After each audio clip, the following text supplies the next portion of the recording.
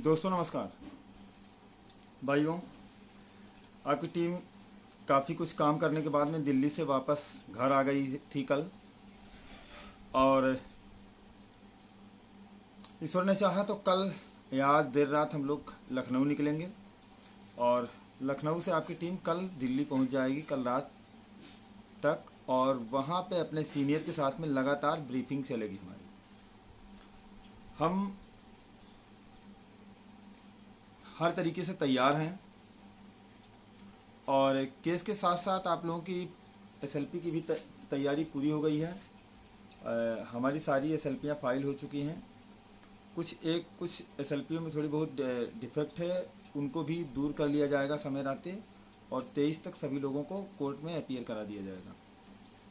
दोस्तों, आप लोगों के तमाम फ़ोन कॉल्स आते हैं और कि मतलब पिटीशन को लेके, एसएलपी को लेके, तो आप लोग उसके लिए बिल्कुल ना परेशान हो। उसके लिए हम दिन रात काम कर रहे हैं। देखिए, कभी कभी कोई चीज़ हाथ में नहीं रहती है। जब सुनवाई हुई 9 तारीख को, तो उसके बाद जज साहब ने तुरंत मांग लिया कि हम अगली डेट 23 तारीख को लगाते हैं। 15 दिन का समय दिया, और उस 15 दिन के समय में एसएलपी डालना काफ़ी बड़ा काम होता है। ये एसएलपी में बहुत सारी पार्टियां होती है, जो कैवेटर हैं उन सबको देना पड़ता है। हमें बहुत सारी चीज़ें भी लगाई हैं हम लोगों ने, और उन चीज़ों को यहाँ पे हम डिस्क्लोज़ नहीं कर सकते हैं, तो उन पे हमें काम करना था। और लोगों का भी डाटा देना, और जैसे लखनऊ रहता था तो वहाँ पे जाके हम लोग बैठ जाते थे या किसी तरीके से कम करवा लेते। लेकिन दिल्ली में सुप्रीम कोर्ट में जो वहाँ पे एडवोकेट्स पैनल है, उनके जो असिस्टेंट रहते हैं, उनको बहुत सारा काम रहता है। पूरे देश का काम उन पे, कोई केरला का केस है, कोई किसी के पास में तमिलनाडु का केस है, किसी के पास में नागालैंड का केस है, तो वो सारे केसों में व्यस्त रहते हैं। फिर भी उन लोगों ने हमारे काम को तत्परता से किया है और कर भी रहे हैं, और आशा ही नहीं पूरा विश्वास है कि हमारे सभी साथी 23 को अपीयर रहेंगे। दूसरी बात कि आप लोग इतना परेशान हो जाते हैं कि 23 को केस फाइनल होने वाला नहीं है। ये केस अगर लगातार कंटिन्यू अगर सुनवाई होगी तो भी 3 से 4 डेट में फाइनल होगा। सही बता रहा हूँ मैं, क्योंकि जज साहब तो चाहते हैं, जो चीफ जस्टिस ऑफ इंडिया हैं, वो चाहते हैं कि जो मेरे रिटायरमेंट के पहले 10-11 नवंबर को उनका रिटायरमेंट है, उससे पहले मैं इस फैसले के आर्डर को डिलीवर करके जाऊं, और वो डिलीवर भी करेंगे। और अगर कोई चीफ जस्टिस ये चाहता है कि हम इसको आर्डर को डिलीवर करके जाएं, तो आप सोचिए कि वो क्या उसके माइंड में चल रहा है। बहुत बड़ा मैटर है, और इस मैटर को वो खुद डिसाइड करना चाहते हैं।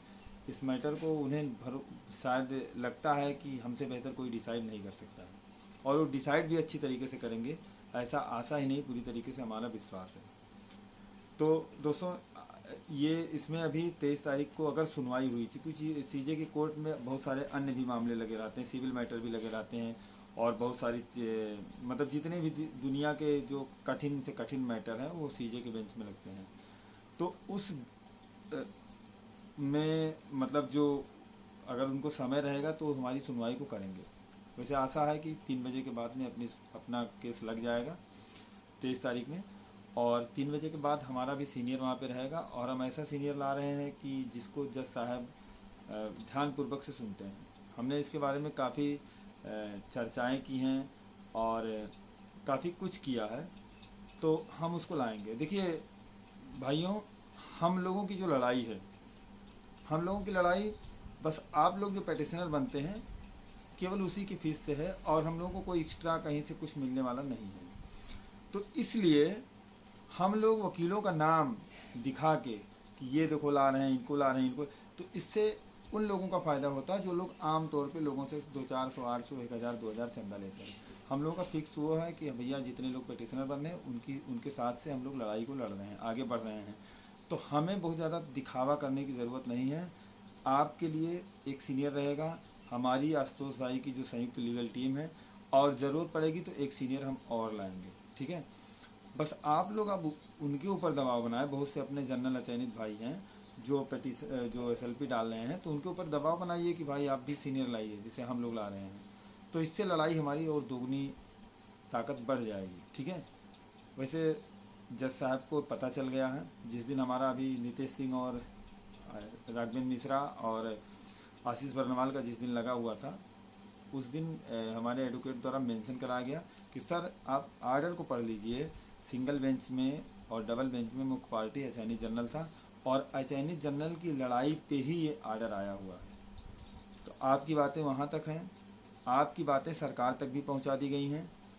बस ज़रूरी है कि हमें ठोस लड़ाई लड़ने की, और आपका जो भी सहयोग आया है उस सहयोग में हम ठोस लड़ाई लड़ेंगे। आप ये भी जान लीजिए कि जो पार्टियां हैं जो वोट बैंक की राजनीति करती हैं वो हमारे विपक्ष को अच्छा खासा पैसा दे रही हैं। उसमें लोग पिटिशनर भी नहीं बने हैं, सारे केवल आईए से जुड़ रहे हैं। और आईए से जुड़ने का मतलब ये नहीं है कि पिटिशनर कोई जरूरी नहीं, वो बस केवल पिटिशनर का वो चल रहा है, कोई पिटिशनर नहीं बनना है, बस सभी लोग आईए से जुड़े हुए हैं। फिर भी उनको काफ़ी अधिक पैसे अमाउंट मिल रहे हैं और बड़े बड़े वकील खड़े किए जा रहे हैं। बट ये आप लोग सोचिए कि बड़े वकील जो शिक्षा मित्र के मामले थे उसमें बड़े से बड़े वकील थे और वे हार गए थे। और राकेश द्विवेदी सर जो इसमें अटॉर्नी जनरल की तरफ से हायर हुए हैं, राकेश द्विवेदी सर की फीस उस समय बहुत कम थी और राकेश द्विवेदी सर ने वो काम कर दिया कि उस बीएड और शिक्षा मित्रों के बीच में लड़ाई में, और 4 वहाँ पे बीएड शिक्षा मित्र और ये एकेडमिक मेरिट वाले और टेट मेरिट वाले के बीच में जो लड़ाई थी उसमें उन्होंने 1163 लोगों को लाभ दिला दिया। तो हमें उस तरीके से सही समय पे जब हमारा ग्रीवांस बन जाए वहाँ पे हमें अपनी प्रेयर को करना है। और हमने अपनी प्रेयर में बता दिया, हमने ग्रुपों में बता दिया है कि हम आर्टिकल 143 का प्रयोग करते हुए हमें इसका लाभ दिया जाए। तो आप लोग बिल्कुल इस बात को दिल में बना के रखिए कि हम अपने साथियों का कहीं से भी अहित होने देना नहीं चाहते हैं। ये लड़ाई बहुत ही दिलचस्प हो गई है।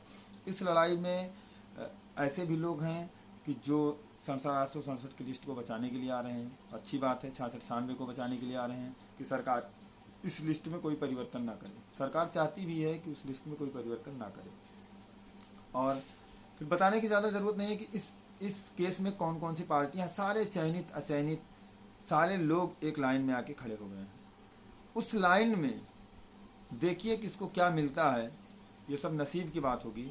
लेकिन मिलने के दौरान आप सभी लोग कोर्ट में मौजूद रहेंगे और आशा ही नहीं पूर्ण विश्वास है कि हमारे साथियों के साथ न्याय होगा।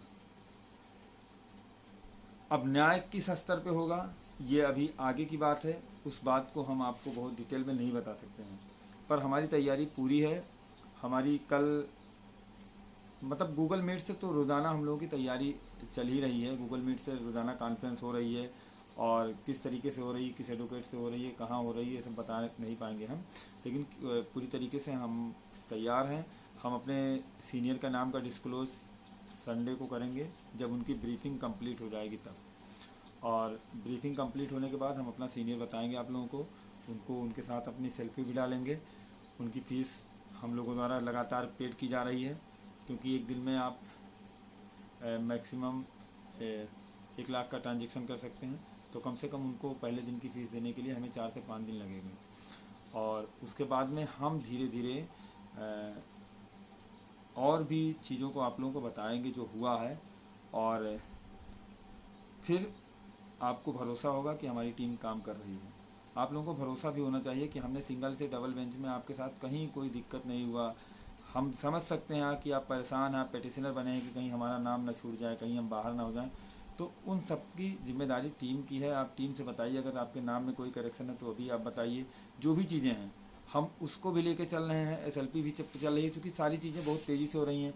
एक चीज़ ये भी कहा गया था कि 20 तारीख को सभी लोग रिटर्न सबमिशन फाइल करें, तो अभी किसी का रिटर्न सबमिशन नहीं फाइल हुआ है। और मुझे लगता है कि रिटर्न सबमिशन सबका 23 को ऑन डाइस जाएगा। तो वो भी हमारा तैयार हो रहा है रिटर्न वाला। लेकिन रिटर्न तैयार होने से पहले हमें वहाँ पे बताना पड़ेगा कि सर हम सबसे we are the main party, और तब वो जज आपके रिटर्न सबमिशन पे विचार करेगा। तो और विचार करेंगे वो, हम लोग कुछ ऐसा रणनीति बना रहे हैं, उस रणनीतियों पर ही आगे चल के हम आगे लक्ष्यों को हासिल कर सकते हैं। और इसमें अगर हम एक दूसरे पे देखिए, बहुत बड़ा समझ लीजिए आंधी तूफान जलजला सारे कुछ वहीं पे लड़ाई पे उतर आए हैं। तो इस लड़ाई में हमें किसी भी स्थिति में कमज़ोर नहीं होना है। हमें मजबूती से, अगर हमें नौकरी चाहिए तो हमें मजबूती से और एक सधी हुई रणनीति के तहत आगे बढ़ना होगा। और हम उसी रणनीति पे काम कर रहे हैं। उस रणनीति के इतर हम कुछ भी नहीं करेंगे।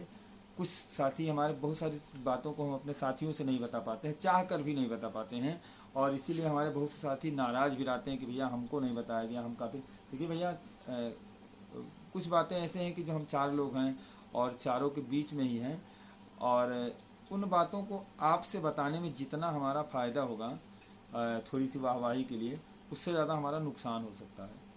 तो इसलिए हम चाह कर भी आप लोगों को कुछ बातों को नहीं बता सकते हैं, इसके लिए माफ़ी चाहते हैं। 23 के बाद में सारी बातें आप लोगों के सामने आएंगी, किस तरीके से हमारी लड़ाई है, क्या है, और हम लोग की लड़ाई से इस भर्ती में बहुत कुछ बदलने वाला है। बस आप लड़ाई में बने रहेंगे, बने रहिए, और जो भी होगा ईश्वर आपके लिए अच्छा ही फल देने वाला है। ठीक है दोस्तों, और भी बहुत सारी बातें हैं लेकिन हम बहुत ज़्यादा बता नहीं सकते हैं।